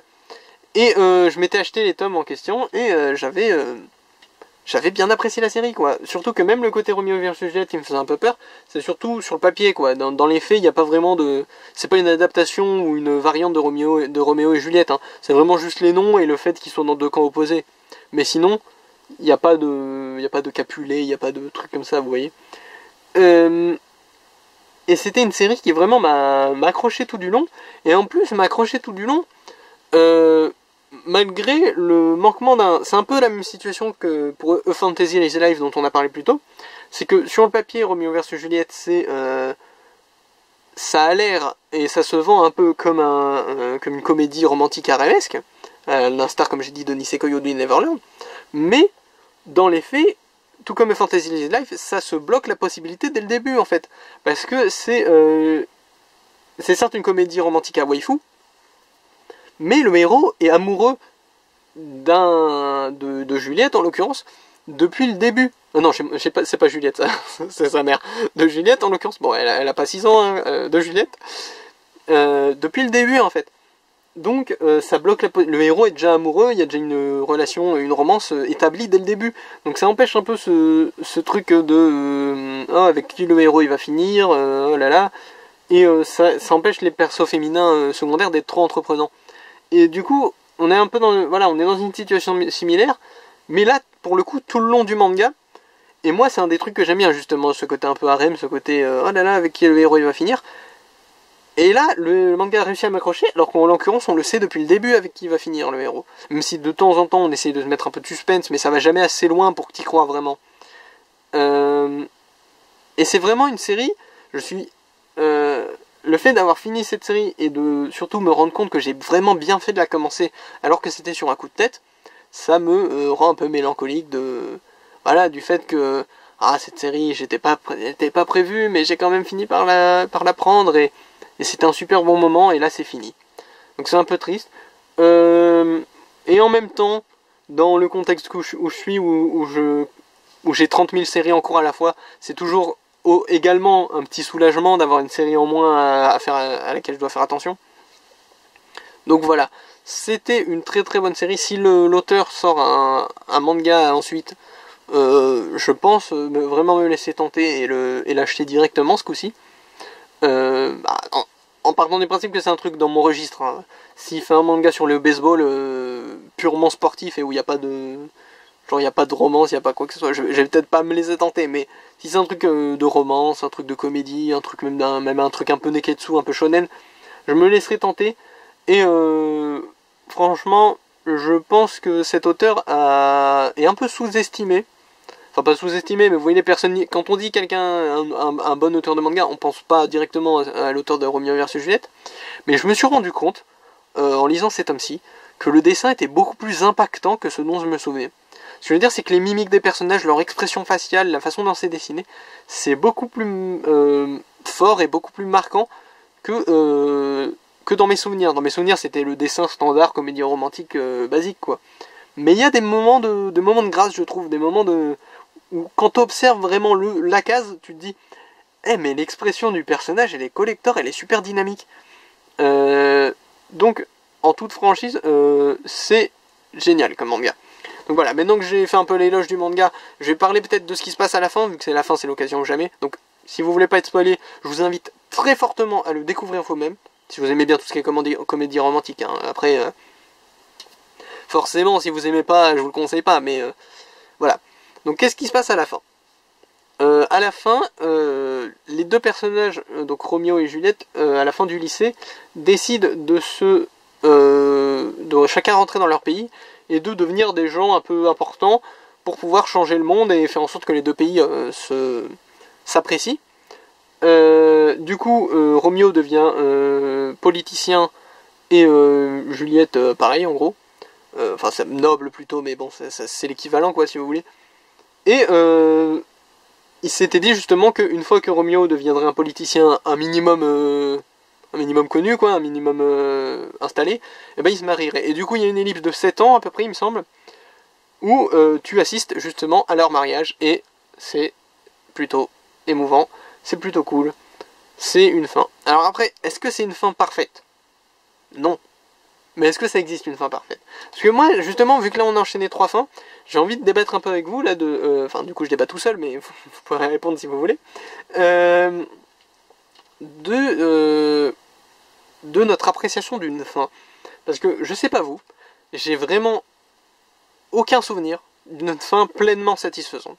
Vous voyez vraiment la fin, tu la vois, tu fais c'était une fin parfaite, je ne pouvais pas espérer mieux, je ne pouvais pas espérer autre chose, c'était la fin. Celle qu'il fallait. Parce que, généralement, je sais pas vous, j'ai toujours un petit truc à redire. Là, en l'occurrence, j'ai pas de truc spécifique à redire. En tête, là, comme ça, j'ai pas d'éléments qui vraiment m'auraient posé problème dans cette fin.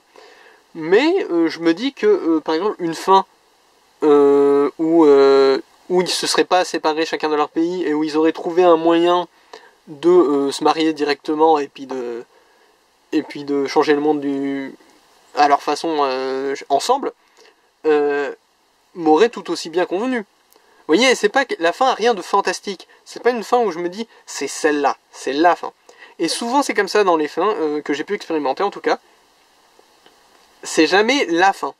C'est toujours une fin, parfois cool, parfois un peu moins cool. J'ai des trucs à redire, notamment par exemple sur la fin de Nisekoi, sur la fin de Lovina, sur d'autres fins comme ça.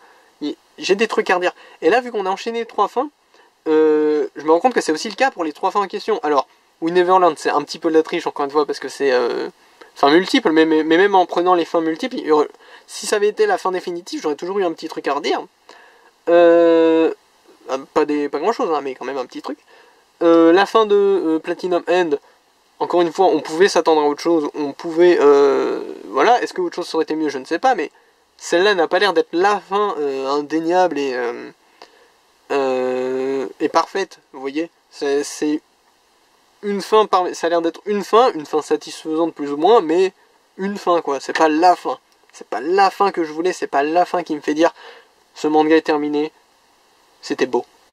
Ça me fait plutôt dire, pour Romeo vs Juliette en l'occurrence, ce manga est terminé, j'ai vraiment passé un bon moment, mais la fin n'est pas la cerise sur le gâteau, vous voyez. La fin c'est le glaçage du gâteau, mais il n'y a pas la cerise. Il n'y a aucune fin, j'ai expérimenté aucune fin où il y a la cerise. Voilà, c'est pour faire un parallèle, histoire d'expliquer un peu ce que je ressens. Mais ça reste une fin très très correcte, attention. J'ai apprécié cette fin. Mais est-ce que je l'ai apprécié autant que j'aurais pu?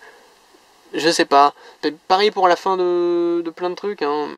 Enfin voilà quoi, une fin, c'est toujours un certain degré mélancolique, ne serait-ce que parce que, même quand la fin est bien, comme dans le cas présent, ne serait-ce que parce que c'est la fin. En fait, le simple fait que c'est la fin, ça rend le truc un peu triste. Parce que tu te dis, ces personnages auxquels je me suis attaché, je les reverrai jamais. D'ailleurs, en parlant des personnages, Romeo vs Juliette, encore un point très très cool de Romeo vs Juliette, je me suis rendu compte en relisant que presque tous les personnages secondaires, je les avais encore en tête. Et si vous avez vu des vidéos précédentes, vous savez que ma mémoire est très variable. Hein. Surtout pour les personnages secondaires. Alors j'avais pas tous leurs noms, faut pas abuser non plus, mais je veux dire, la plupart d'entre eux, je m'en souvenais. C'est pas donné à tous les mangas de me faire me souvenir de tous les personnages secondaires ou presque. Hein. Surtout dans un manga où, vous voyez là, ils ont pas des designs de malades, ils ont pas des super pouvoirs marquants. Vous voyez ce que je veux dire? C'est pas des... Genre il y en a pas un qui peut se téléporter, un qui peut cracher du feu et un qui a un géant de 15 mètres. C'est des gens lambda. Bon, il y a bien un gars super musclé qui se déguise en soubrette ou je sais plus quoi, mais vous voyez ce que je veux dire quoi. C'est des personnages au design assez lambda, il n'y a pas des persos aux cheveux bleus, il n'y a pas des gens avec des coupes à la Yu-Gi-Oh! Et pourtant, je me suis souvenu d'à peu près tous les persos secondaires. Sans devoir me demander, mais c'est qui lui, pendant que je lisais le manga. Ça, c'est quand même dingue, ça, c'est quand même balèze. Donc, pour la dernière fois, malheureusement, je vais vous dire, je vous invite très fort à vous mettre à Romeo vs Juliette. Bon, en l'occurrence, si vous êtes resté tout le long, vous venez de vous faire spoiler la fin. Donc remonte le temps, puis mets-toi à Romeo vs Juliette. Ou oublie. Mais mets-le dans une liste. Mets-le dans une liste quelque part. Si tu viens de te faire spoiler, mais qu'en te faisant spoiler, tu t'es rendu compte que c'était cool. Mets-le dans une liste quelque part. Et dans 8 ans, quand tu auras oublié carrément tout ce que je t'ai dit, bah, tu regardes ta liste et tu feras mais ça faudrait que j'essaye, il paraissait que c'était bien. Donc voilà. Romeo vs Juliette. Au revoir. Voilà, dans un registre un petit peu moins mignon, chez Delcourt Tonkam, World's End Harem Fantasy par Link et Savan. Alors World's End Harem Fantasy, c'est un spin-off tout à fait sympathique de World's End Harem, qui je trouve a même plus, disons, d'enjeu dans son scénario. Dans le sens où World's End Harem avait surtout un scénario, ce qui était intéressant dans le scénario, c'était surtout le mystère, puis après coup, une fois que le mystère s'était un peu étalé, quoi, il est un peu devenu plat, les personnages commençaient à être attachants. C'est ça qui enfin, personnellement, c'est ça qui me faisait rester accroché un peu à World's End Harem. Et là, sur World's End Harem Fantasy, je trouve que depuis le début, le scénario est plus engageant. Le scénario, voilà, t'as vraiment envie. Le héros a vraiment un objectif, et un objectif, on va dire, plus physique, plus bataille. Vous voyez, son objectif dans Words and Rhymes, c'était de faire un médicament. C'est un peu... vous voyez quoi, en gros, bon... il faisait quoi du coup? Il faisait des études, le gars. Voilà, il faisait des études, il essayait d'élucider le mystère, bon voilà. Mais dans Words and Rhymes Fantasy, son objectif, c'est de sauver quelqu'un d'un grand méchant, en utilisant des combattants, des pouvoirs, des combattantes même plutôt, j'ai envie de dire, des pouvoirs, etc. Et du coup, ça rend le truc encore plus engageant. T'as un objectif clair et un objectif, on va dire, un peu plus classique. C'est très cool. Je me demande si un jour on aura le spin-off qui se passe à l'école. Bon, c'est un peu pour le fun ça, mais bon, vu que j'aime bien Words and Rhymes et j'aime bien Words and Rhymes Fantasy, le spin-off à l'école, je vois pas pourquoi j'aimerais pas.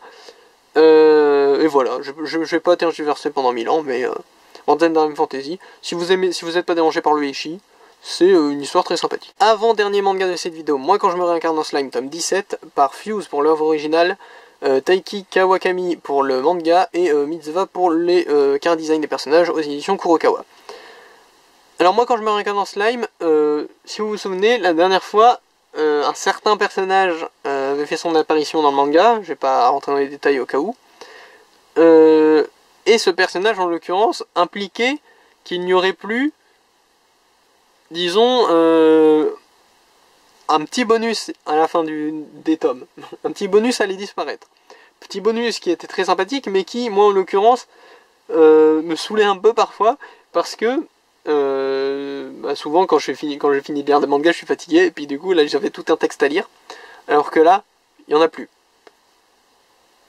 Et ouais, parce qu'il n'y en a plus. C'est bon, c'est validé. Au moins pour ce tome là, après peut-être qu'ils vont le remettre dans les tomes suivants, il n'y a plus le petit texte bonus à la fin. Et en vrai c'est un petit soulagement pour moi. Encore une fois, je vois très bien la valeur de ce bonus, et je préfère qu'il y soit plutôt qu'il n'y soit pas, en tant que lecteur, vous voyez. Mais en tant que personne qui lit ce manga dans un contexte bien précis, où souvent il est fatigué à la fin, je préfère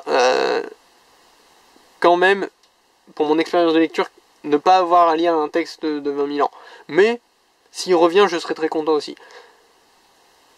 Au final, dans ce tome 17, l'histoire avance toujours. Hein. Moi, quand je me réincarne en slime, c'est toujours ça. Je me demande vraiment par rapport à l'animé où on en est, parce que j'ai cru comprendre que l'animé avait 60 millions d'années d'avance.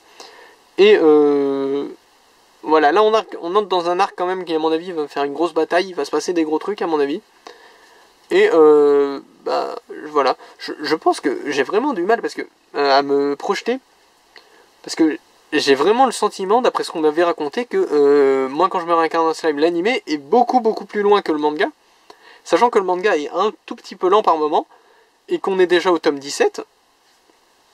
Je me demande vraiment combien de tomes va faire la série. Après il me semble qu'elle marche très bien, donc si elle finit par faire 50 tomes, tant mieux, j'ai envie de dire, mais pour ce genre de série, ce serait assez inédit en fait quand j'y pense.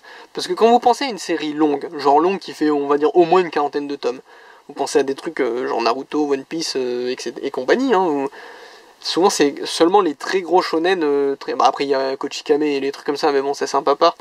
Mais c'est vraiment souvent les très gros shonen très populaires du Jump que tout le monde connaît qui font autant de tomes. Donc là, s'il y a un truc comme moi, quand moi je me réincarne dans slime, arriver à ce niveau-là en termes de nombre de tomes, ce serait assez fou, mine de rien. Hein. Surtout pour un truc adapté d'un light novel. Ce serait assez inédit, j'ai l'impression. Alors après, au Japon, ça se trouve, ils en ont 15 des séries de cet acabit-là qui font des tonnes de tomes. Mais bon, vous voyez, je vois mal la série se finir genre à une trentaine de tomes. Hein. Moi, moi je pense qu'une trentaine de tomes, c'est genre le minimum. Si mon impression sur la longueur de l'animé par rapport au manga est vraie, hein. Après ça se trouve je dis du gros n'importe quoi, ça se trouve on est à l'avant-dernier épisode de l'animé, et ça se trouve on le dépasse dans un tome, j'en sais rien, mais voilà. C'est assez spécial et c'est assez spectaculaire à quel point ça a l'air de bien marcher moi quand je me réfère en slime, mais bon. On va conclure pour ce manga-ci et on va passer au tout dernier manga de la vidéo. Le voici, c'est le dernier manga de la vidéo, c'est Goodbye Dragon Life tome 3 par Hiroaki Nagashima et Kurono, aux éditions Ototo. Alors Goodbye Dragon Life, c'est vraiment le manga qui est passé un peu sous les radars.